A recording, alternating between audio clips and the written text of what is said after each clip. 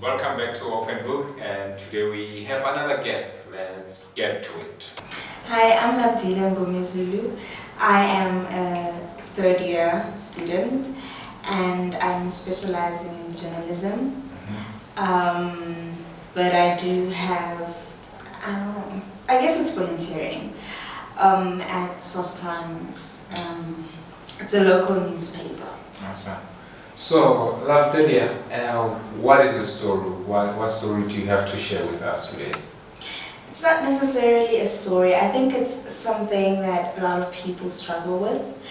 And a lot of people have to it's growing pains. I think everyone struggles with it, which is being confident in yourself and staying confident. Because there are times when maybe perhaps on Monday you're confident and then Tuesday it's like gone all of a sudden, like out of the window. So I guess it's consistently being confident. And why do you think that is like a huge problem for people? I think it's more of society as well. We do listen to society, unfortunately. They are the other voice in our heads, except our parents and family, basically. And also, we don't believe in ourselves most of the time. And I think it also does take practice to believe in yourself too. And you mentioned society, like when you say society, like is there a way that society has affected yourself? Because we're talking about that confidence, and then you can say, this is a specific story whereby society did affect me as Lavdelia. Well, okay. With me, society in terms of like my sexuality, I'm lesbian. So after coming out to my friends at home, they kind of deserted me. They just kind of stay cleared from me. And I didn't know why. Actually, I didn't know why. Because I was wondering what was happening, why is this happening? So I was in conversation with one of my friends, one of my close friends, and she finally told me that no, it's because of your sexuality, and it's because people think you're gonna spread it. It's like a virus where it's gonna spread. So that kind of affected me very badly because I am not my sexuality. It's part of me, and I don't choose it. And how is it like a virus? I'm not gonna now suddenly turn you lesbian unless you are, and I just helped you along the way, I guess. So, what made you to stay hidden for so long and not tell them probably that you are lesbian from the beginning? Or did you yourself start to discover recently that you were lesbian? Actually, I think I didn't know I was lesbian when I was a child growing up. I mean, I did certain things that would probably, now I'm thinking, oh, okay. But I would hold girls' hands, I wasn't comfortable with guys in that way. I would always kiss a girl's cheek, but I wasn't comfortable with a guy. So it's like one of those things that I would do. And I grew up, and I guess I discovered I was lesbian, and it was like an internal homophobic thing that I did with myself. I can't be gay. This is wrong. This is not what God wants for me. What will my family say? Will my family accept me? All of those things that comes with accepting yourself. I think it was when I truly, at first I thought I was bisexual. Well, I forced it onto myself because I was like, okay, if I'm bisexual, there is a chance of me going straight and being normal. I think in my teenage years, when I was in high school, I had my first boyfriend. And I thought it was because we grew up together and we grew close. It was kind of easy. I was like, okay, I love you, and maybe this will made me straight, you know, it will help me transition in a heterosexual way. So I had my first boyfriend and I told him like, I'm interested in girls, I'm bi, and he's like, you should never ever ever say that to anyone, ever. And it kind of irked me because you're supposed to be supportive, you're supposed to accept me the way I am, you know. And I guess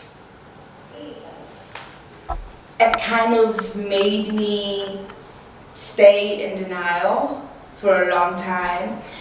But then again, I was cheating.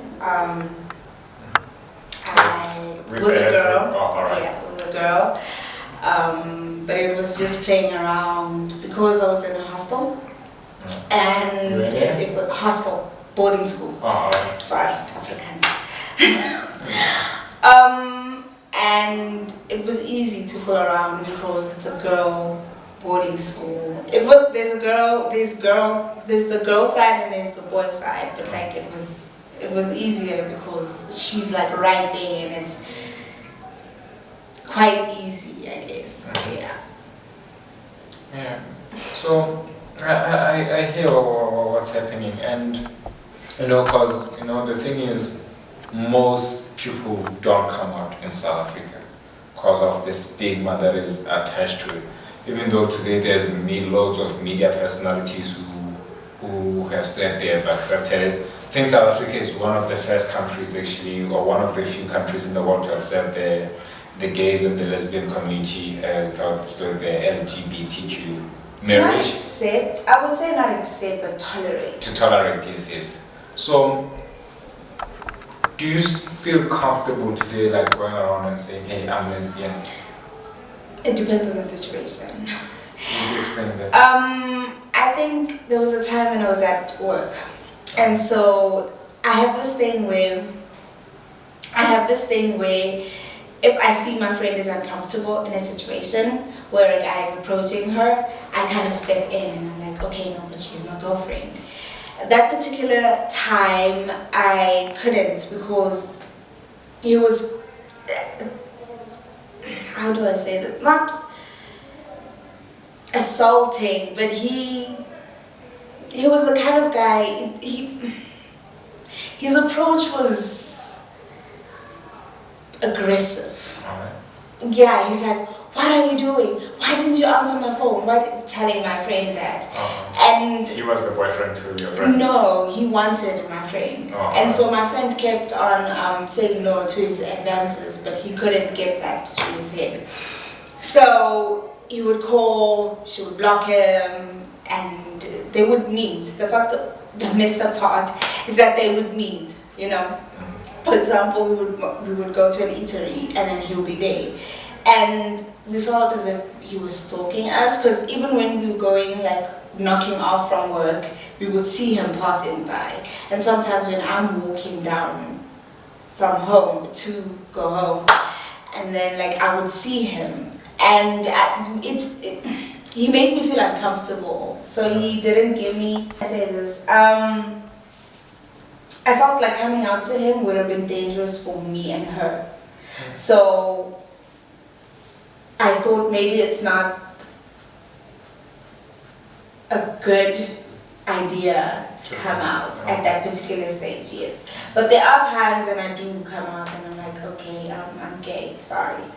And they will try their luck, but yeah, it just depends on the situation. I understand. So with this, sometimes there's attacks on the LGBT community. How do you feel about that, especially when you come out? Don't you ever feel like threatened that you yourself might get attacked or something? I was raped because of it. So yeah, I mean, there are times when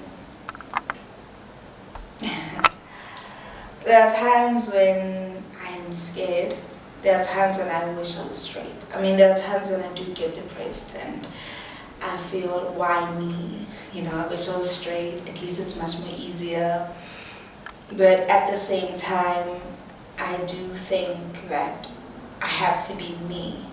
You know, it's an internal thing. You know, so there's a part of me that says, be yourself. no matter what happens. But because I was myself, it happened. And then there's another part of me that says, if I go straight, or if I now choose to be straight, I am gonna make my life miserable. And I'm also gonna make my partner miserable, because this partner is gonna love me with all his heart, and I'm not gonna be in it. Yes, well, Delia, you know, I hear what you're saying, but you know, when you were talking about this, you mentioned that you were raped, and you moved on onto it, and you continue to explain, like, would you like to explain the process? Are you feeling comfortable to share a little bit about the experience?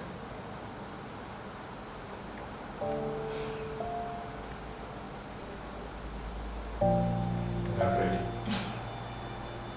Is there anything that you have done about it? No. What was your reason? I don't know. Maybe I still feel like it's my fault.